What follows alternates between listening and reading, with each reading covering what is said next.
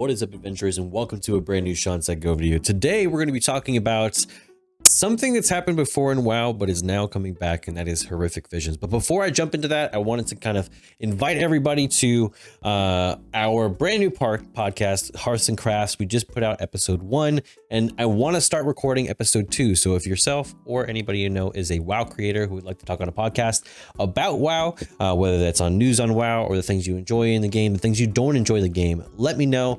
I would love to work and collaborate with you, as well as just talk about and just kind of like discuss WoW in general. So let me know in the comments or message me on all platforms at ShawnSetGO. Just reach out to me. I promise that I try to be available on those platforms. So let's jump into the video and talk a little bit. So what we saw a little while back was that in patch 11.1.5, horrific visions is confirmed, and in that we're going to be seeing a lot of changes with it. But let's look at the general consensus. What do people think about horrific visions coming out? It seems like it's overall positive, which is a good thing, you know, that these things can be re-released and people still have fond memories of them. But let's see what people are saying. So first thing it says, this feels quick. Is this quicker than normal? 8 weeks cadence is normal. It takes 8 weeks to get Xal'atath with one cartel and undermine. I don't think Blizzard thought out the rep grind very well, especially since you can't really use alts to level up multiple cartels simultaneously. Honestly, this is what I was saying about with the multiple cartels and pushing for cartels. There are a number of people who will really seek out the grind, but honestly, there really wasn't anything in there in those renown tracks that were going to force you to want to do those things unless you're just really interested in doing those things.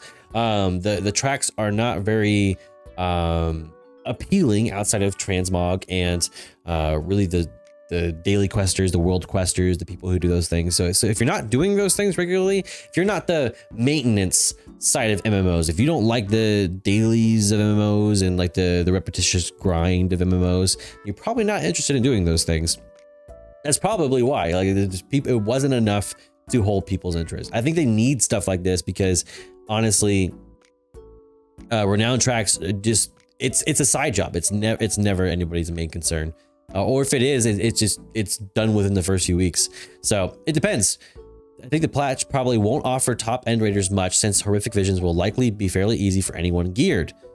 We're already looking at 7-week raid tier for CE. It would have been nice to have something interesting to do other than sell boost one night a week. Feel like they needed something meaty if they were going to undertune the raid bar from 2 bosses. Yeah, I mean, from what I can see, so I have watched a little bit of a video just to kind of see what the rewards are. I mean, to me, this is a significant. I mean, like 658, 4 out of 6 hero tier for 5 mass. Now, 5 mass, people have said that the 5 mass in the past were quite challenging, but this is before solo content was as streamlined as it is now. So maybe things have changed excessively. On the PTR, you can do visions right now, and it seems to be only Stormwind and Orgrimmar brought back with largely the same content, bosses, and mechanics. So anyone wishing for a new vision scenario with Silvermoon and Dornagal is going to be disappointed.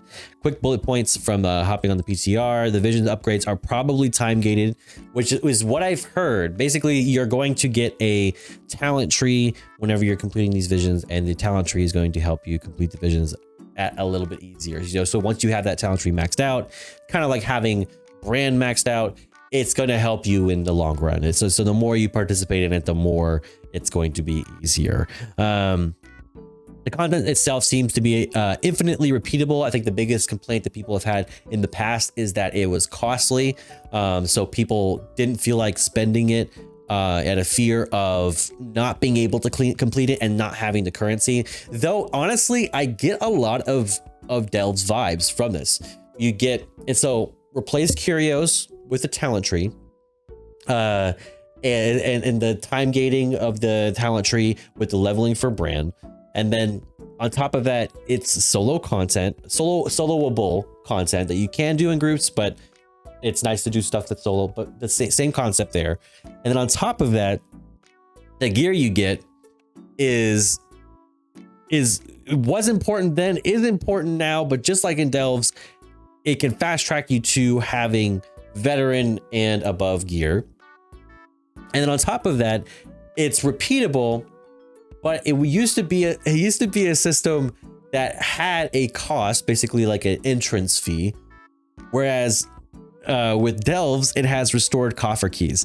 So I'm wondering if like these are like the first attempts at doing solo content, and they're like, all right, these things didn't work, and when they did delves, like, guys, it's totally different.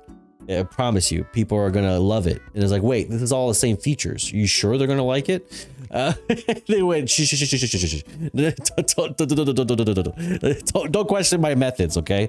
So someone really just they copy pasted. It feels like, to a degree, other than, like, you know, the lore and the feel of the things, but ultimately, like, the one thing that sticks to me the most is the restored coffer keys. It's so annoying to get those, and now we just do them and we're still annoyed by them, but I don't think anyone has mentioned like hey, like, we didn't like this before, like, why are we tolerating this now? Like, it's the same thing.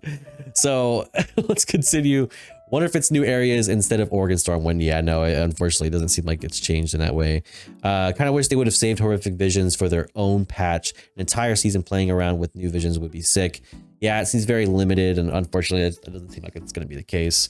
Let's look at this one. It says Horrific Visions. Why? I, for one, wasn't present during BFA Horrific Visions, so it's content I haven't done yet, but for all intents and purposes, I'm down for the idea of it coming back. That being said, what is the lore reason? I'm wondering if I missed something so far.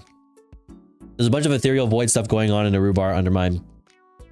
It seems to be part of the build up toward midnight. I think Horrific Visions as Azeroth having Nightmare, and they appear in the world really tearing mobs in places. Lore-wise, Xal'atath was involved with BFA and Void stuff, is heavily present into the world within, so it kind of fits. Gameplay-wise, I personally think Horrific Visions is going to be testing ground for higher difficulty, higher reward, solo group variable content. I honestly think this could be a possibility. I mean, with the idea of mask, I think that the big thing that I've been advocating for, and I think a lot of people have been wanting, is that delves have harder and more difficult content. Considering the rewards tree is going to have higher hero content, maybe this is sort of the testing ground for that.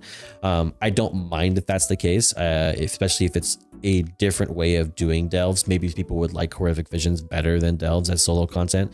So I can see that being the case, where Horrific Visions is sort of the mythic plus of delves, I guess, or is mythic plus the delve? I don't know. One of those things. I could foresee this being the case for sure.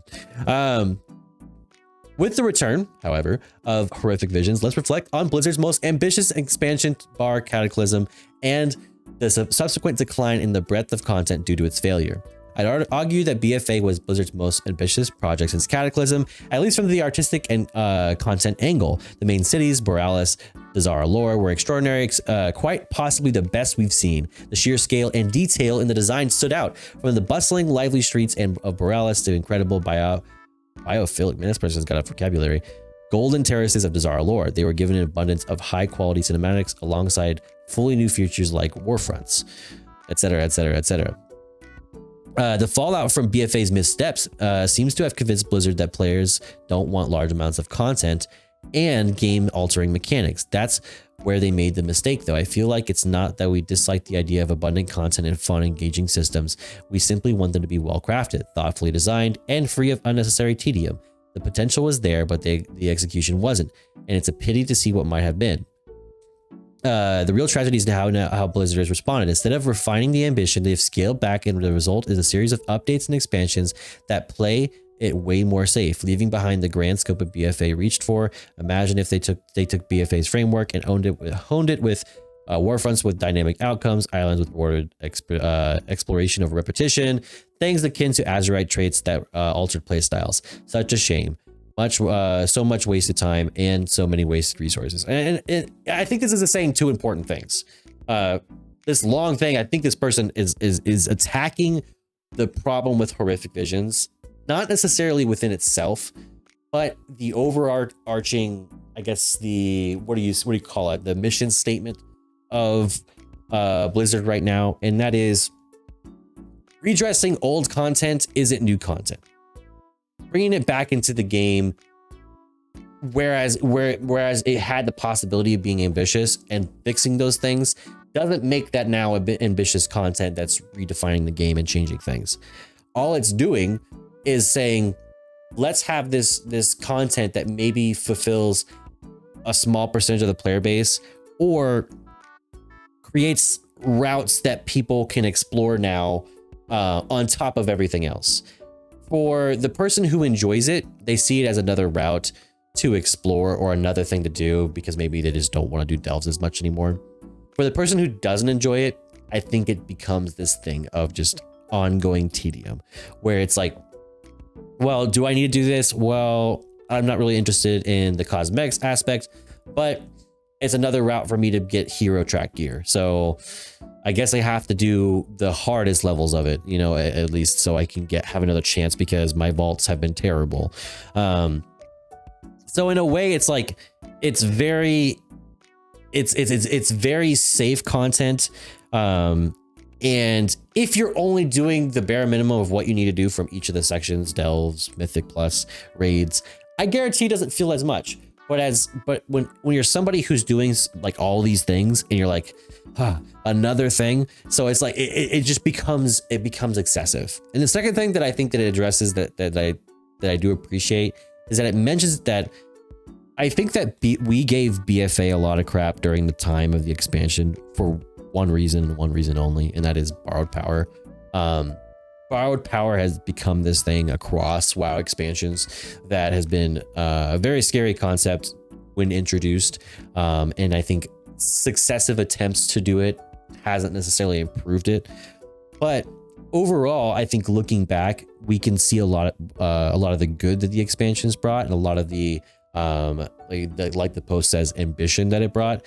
But I think it's too late to try to redo these things. And that's what I fear with things like Siren Isle, with things like Horrific Visions. That's what I fear that they're trying to do. They're trying to go, hey, this stuff is working. I wonder if this stuff will work. Or two, it's like, well, people tolerated this. Let's see if we can kind of like just redo it in this setting. And that's why I'm not a big fan of the prior post that said that, oh, well, there's a bunch of void stuff going on. You know, Xal'atath was involved during that time, so we're just bringing it up. I'm like, unless you're doing something significant to integrate that into the story or to make it significant or have significant changes and maybe different areas that you're doing this in, instead of just Orgrimmar and Stormwind, considering none of us really go to those areas anymore. At least most of us. I don't. Then why is it there? It just feels like you're doing so to go, well, these things relate 10%. So yeah, you know, kind of same thing, right? You know, Undermine has goblins. You know what else has goblins? Booty Bay, you know, and all of a sudden we have a Booty Bay event. So I'm not necessarily a big fan of just kind of filling it in there, and then you grab the people who enjoyed it. I'm not saying there's anything wrong with enjoying it. I think there was legitimately good content in Horrific Visions, but I think it's kind of bait and switches people, where it's just like, well, you either have to do it or you enjoyed it before or you want the cosmetics. And I think a lot of people look at that and they go, what's the harm in that? I think the harm in that is that, couldn't we be spending our time doing something new and interesting and fun and experimental during this time? You know, everyone's getting, you know, used to Undermine. Some people love or hate the cars or the questing or the lore right now. I think a lot of more people are enjoying Mythic Plus and raiding right now. Why can't we try new things instead of just rehashing the old things? Because this is like the second or third time this has happened in the past few 8-week cycles that we've had. So all I'm saying is, I think we need to start hoping for better and advocating for better, because this is kind of like low tier, you know, bottom of the barrel type of content, in my opinion. It's very much just a filler, and I hope in the end that I'll look at this and I'll go, you know what? You know, I enjoy doing these better than delves, I guess, a little bit. So it was fun to do and interesting to do. I think a lot of people will see it and go, well, it was easy gear, while, you know, for the time being. So no harm, no foul, I suppose. with that being said, I want to close with this last one here. This one says, horrific visions are, after almost 20 years, the only thing that ever made me rage quit. Wow. There were many issues with the design. The main one being how heavily restricted you were in attempts and time gating. It's one of those things that was fixed, but the time gating not all the way gone, considering that there's time gating to the tree. You had about 2 attempts a week. Die, GG. I zone into Orgrimmar for a 5-mask run, get to Rexar, and his board knockback glitches me into the wall. I can't move at all. I die due to a glitch. Very mad. I go next and try the second one. So it's a glitch, but hopefully these things are fixed, right? This time, Hot Fear, whatever it was called, sends me to flying toward the wall outside the Darkspear area. The wall's geometry was incomplete. I fall through the geometry infinitely until it disconnects me. Reconnect, dead. Second try is gone. I now have to wait 13 days and 22 hours to try again because I need Orgrimmar. Fix nonsense like that and they were fine. Overall, I like them.